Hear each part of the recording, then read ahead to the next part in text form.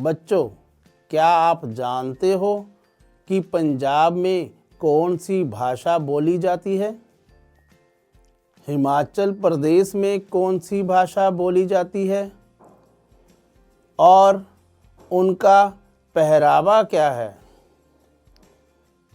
जब हम तमिल या उड़िया कहते हैं तो इसका अर्थ होता है तमिल या उड़िया भाषा बोलने वाला या तमिलनाडु और ओडिशा का रहने वाला।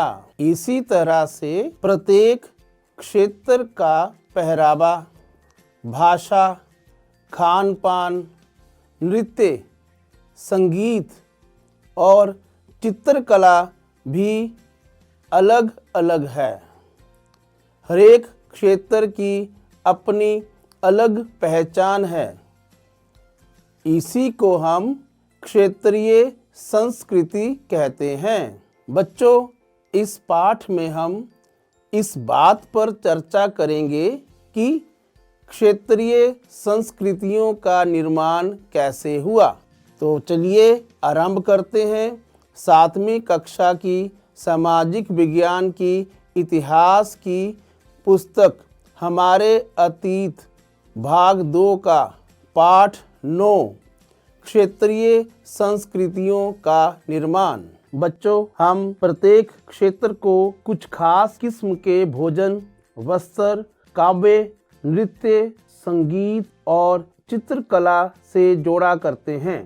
कभी कभी हम इन अस्मिताओं को मानकर चलते हैं और सोचते हैं कि ये युग युगांतरों से अस्तित्व में हैं, किंतु भिन्न भिन्न क्षेत्रों के बीच विभाजक सीमाओं के बनने में समय की भूमिका रही है।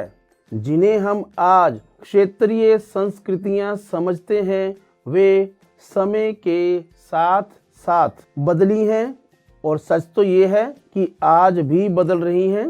ये क्षेत्रीय संस्कृतियां जटिल प्रक्रिया से विकसित हुई हैं। इस प्रक्रिया के तहत स्थानीय परंपराओं और उपमहाद्वीप के अन्य भागों के विचारों के आदान प्रदान ने एक दूसरे को संपन्न बनाया है।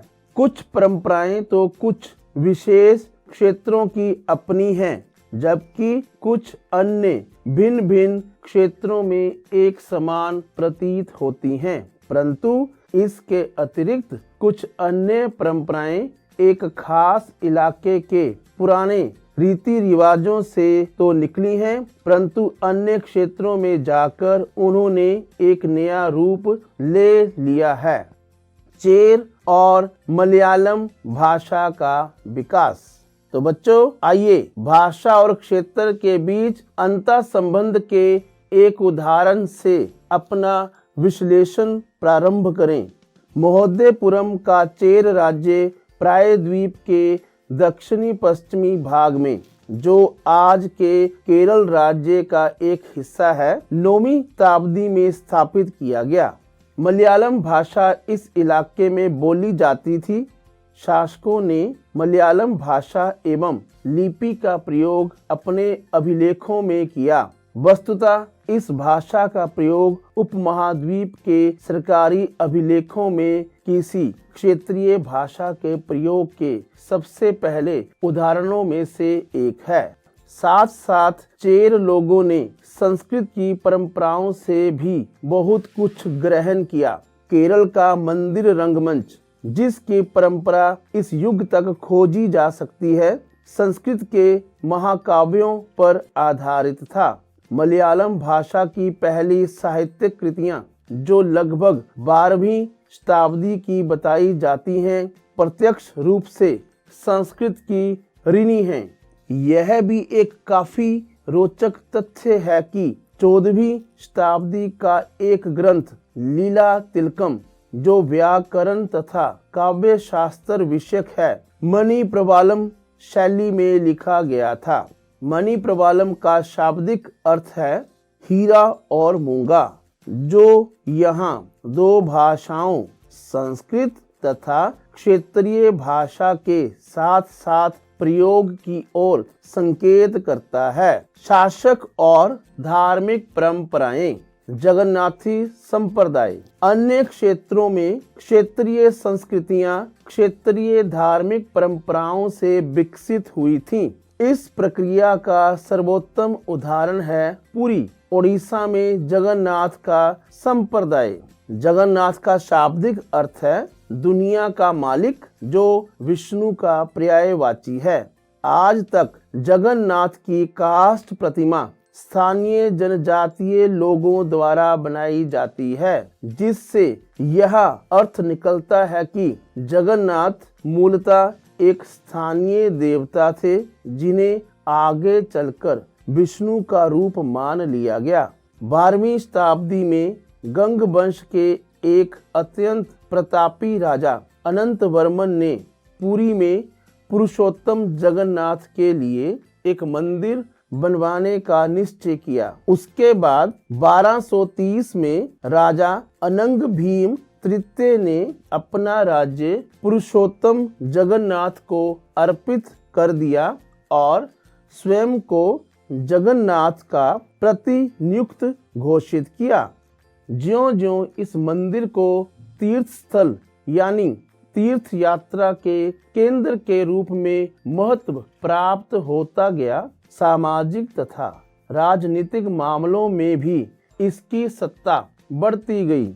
जिन्होंने भी ओडिशा को जीता, जैसे मुगल, मराठे और अंग्रेजी ईस्ट इंडिया कंपनी, सब ने इस मंदिर पर अपना नियंत्रण स्थापित करने का प्रयत्न किया। वे सब यह महसूस करते थे कि मंदिर पर नियंत्रण प्राप्त करने से स्थानीय जनता में उनका शासन स्वीकार्य हो जाएगा। राजपूत और शूरवीरता की परंपराएं। 19वीं शताब्दी में ब्रिटिश लोग उस क्षेत्र को, जहां आज का अधिकांश राजस्थान स्थित है, राजपूताना कहते थे। इससे यह समझा जा सकता है कि वह एक ऐसा प्रदेश था जहां केवल अथवा प्रमुख रूप से राजपूत ही रहा करते थे। लेकिन यह बात आंशिक रूप से ही सत्य है। ऐसे अनेक समूह थे और आज भी हैं जो उत्तरी तथा मध्यवर्ती भारत के अनेक क्षेत्रों में अपने आप को राजपूत कहते हैं। यह भी सच है कि राजस्थान में राजपूतों के अलावा अन्य लोग भी रहते हैं। अक्सर यह माना जाता है कि राजपूतों ने राजस्थान को एक विशिष्ट संस्कृति प्रदान की। ये सांस्कृतिक परंपराएं वहां के शासकों के आदर्शों तथा अभिलाषाओं के साथ घनिष्ठता से जुड़ी हुई थी। लगभग 8वीं शताब्दी से आज के राजस्थान के अधिकांश भाग पर विभिन्न परिवारों के राजपूत राजाओं का शासन रहा। पृथ्वीराज एक ऐसा ही शासक था। ये शासक ऐसे शूरवीरों के आदर्शों को अपने हृदय में संजोए रखते थे, जिन्होंने रण क्षेत्र में बहादुरी से लड़ते हुए अक्सर मृत्यु का वरण किया, मगर पीठ नहीं दिखाई। राजपूत शूरवीरों की कहानियां काव्यों एवं गीतों में सुरक्षित है। ये विशेष रूप से प्रशिक्षित चारण भाटों द्वारा गाई जाती हैं। ये काव्य एवं गीत ऐसे शूरवीरों की स्मृति को सुरक्षित रखते थे और उनसे यह आशा की जाती थी कि वे अन्य जनों को भी उन शूरवीरों का अनुकरण करने के लिए प्रेरित एवं प्रोत्साहित करेंगे। साधारण जन भी इन कहानियों से आकर्षित होते थे। इन कहानियों में अक्सर नाटकीय स्थितियों और स्वामी भक्ति, मित्रता, प्रेम, शौर्य, क्रोध आदि प्रबल संवेगों का चित्रण होता था। क्या स्त्रियों को भी इन कहानियों में स्थान प्राप्त था?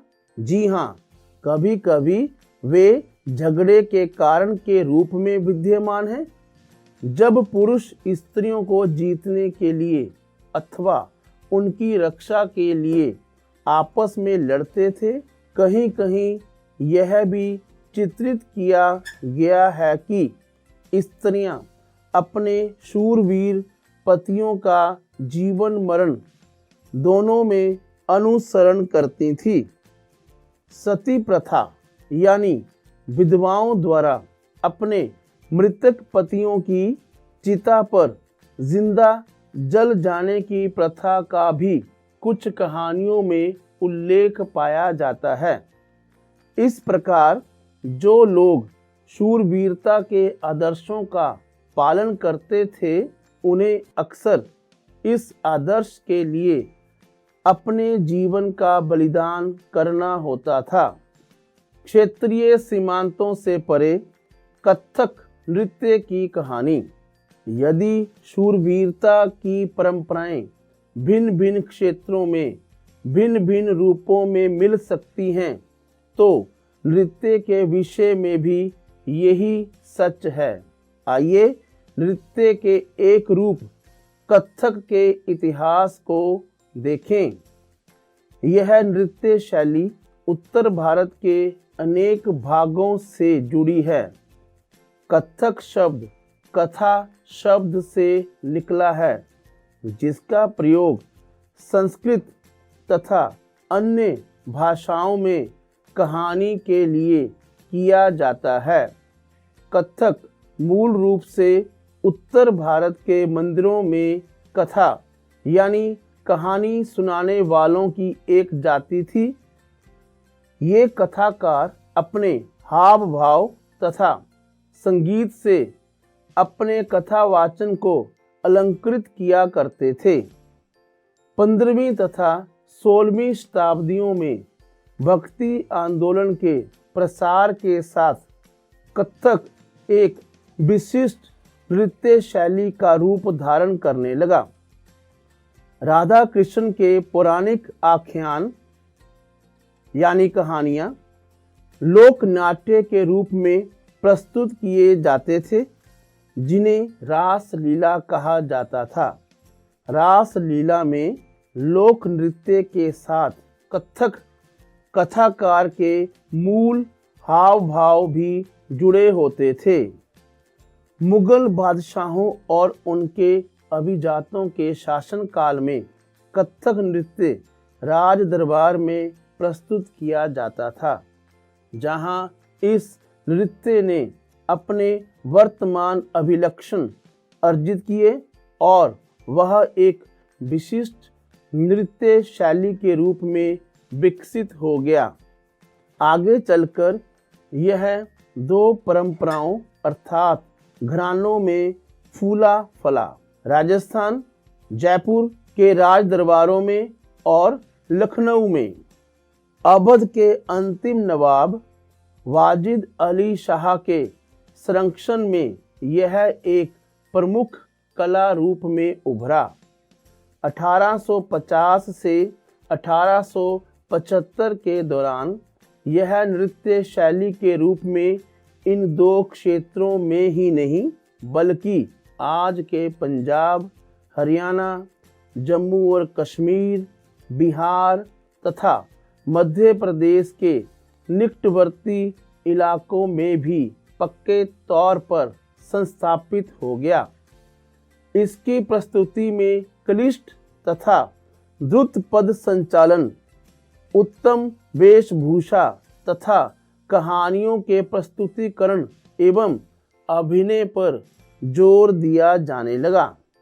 अनेक अन्य सांस्कृतिक गतिविधियों की तरह कथक को भी 19वीं तथा 20वीं शताब्दियों में अधिकांश ब्रिटिश प्रशासकों ने नापसंद किया।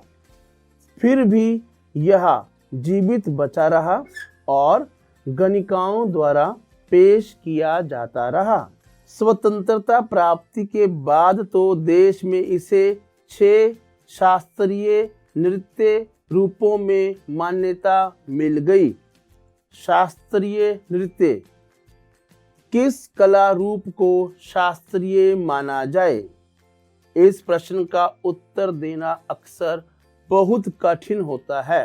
क्या हम उस रूप या शैली को शास्त्रीय कहते हैं जिसका विषय धार्मिक हो, अथवा क्या हम उसे शास्त्रीय इसलिए मानते हैं क्योंकि उसके लिए अत्यधिक कौशल की आवश्यकता होती है, जो कई वर्षों के लंबे प्रशिक्षण से ही प्राप्त होता है, अथवा यह शास्त्रीय इसलिए है क्योंकि यह निर्धारित नियमों के अनुसार ही प्रदर्शित या प्रस्तुत किया जाता है और उसमें विभिन्नताओं को प्रोत्साहन नहीं दिया जाता है?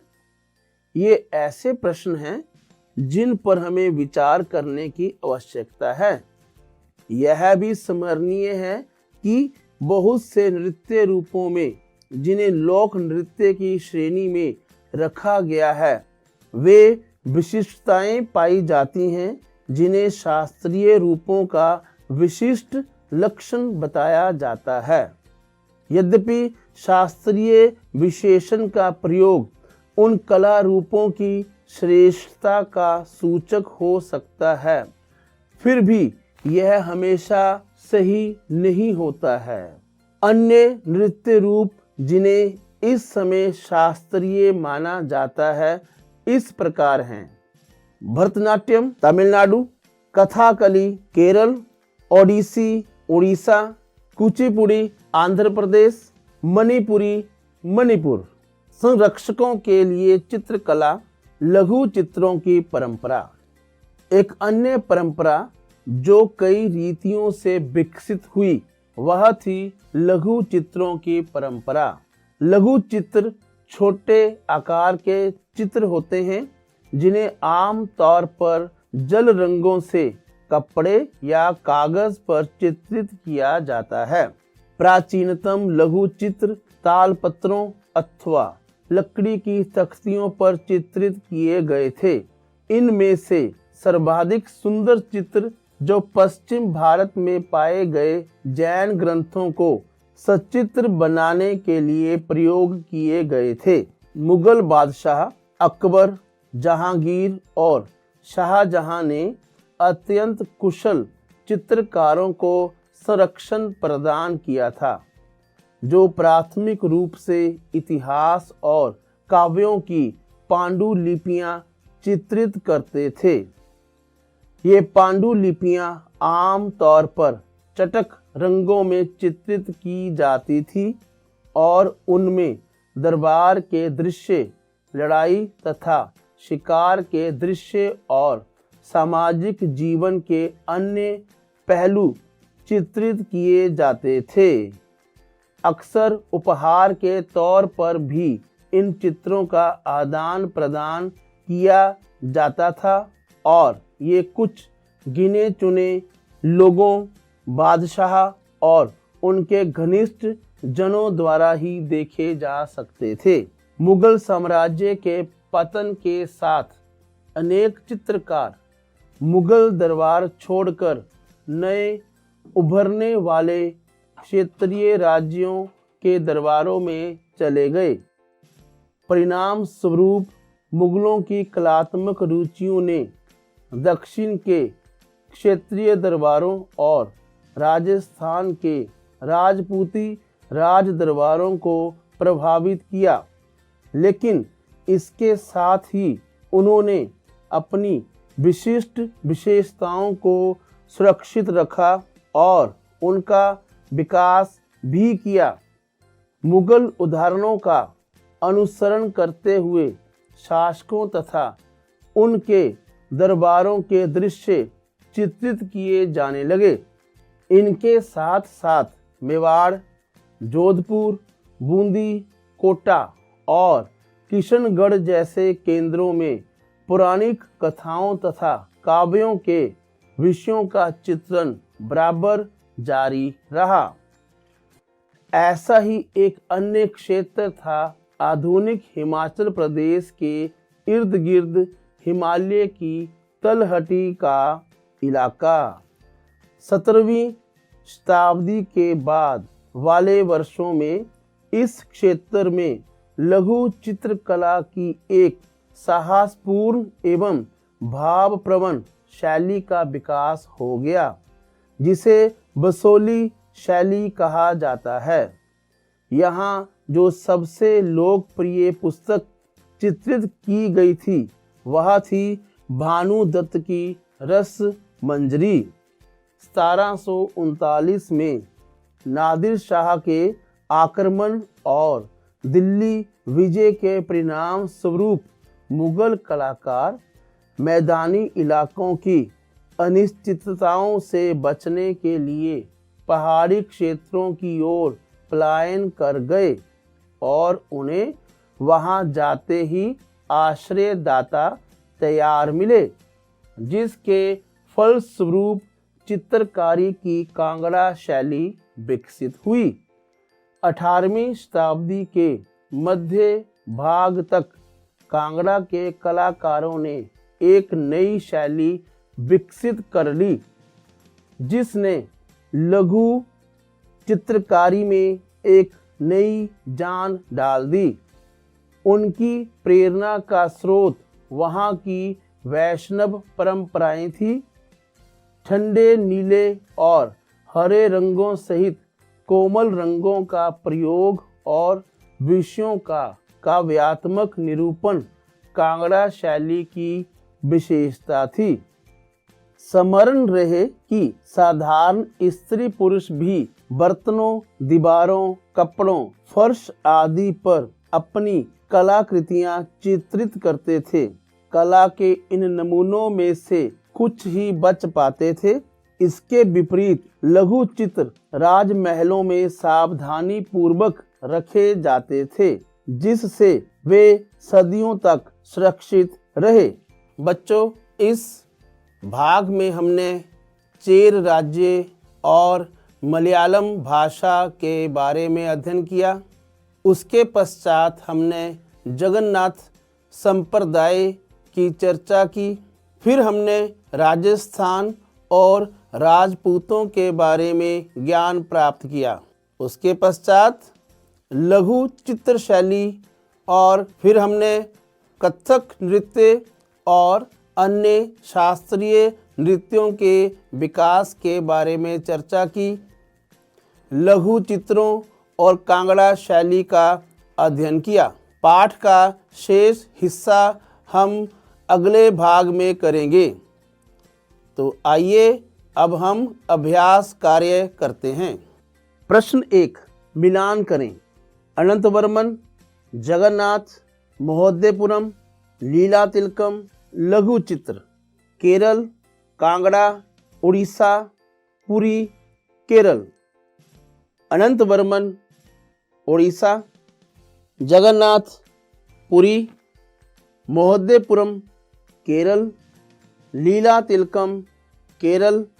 लघु चित्र, कांगड़ा। प्रश्न 2 मणि प्रबालम क्या है? क पुस्तक, ख भाषा शैली, ग चित्र शैली, घ नृत्य शैली। उत्तर ख भाषा शैली। प्रश्न 3 अनंतवर्मन किस वंश के राजा थे? क गुप्त वंश, ख पाल वंश, ग गंग वंश, घ मौर्य वंश। उत्तर ग गंग वंश। प्रश्न 4 किस नवाब के संरक्षण में कथक एक प्रमुख कला रूप में विकसित हुआ?